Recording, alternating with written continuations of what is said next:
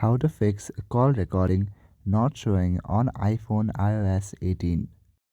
Hello everyone, in this video I'm going to show you how you can fix the problem of call recording not showing on your iPhone.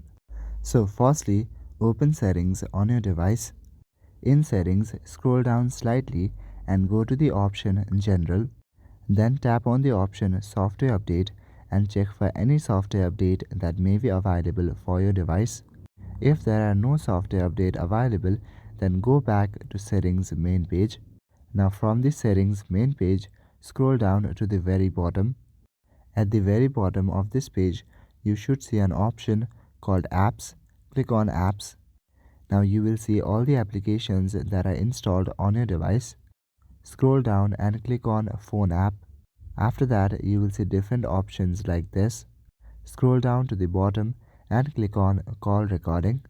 Here, make sure that the call recording option is turned on. If the call recording option is turned off, then your recording might not be saved.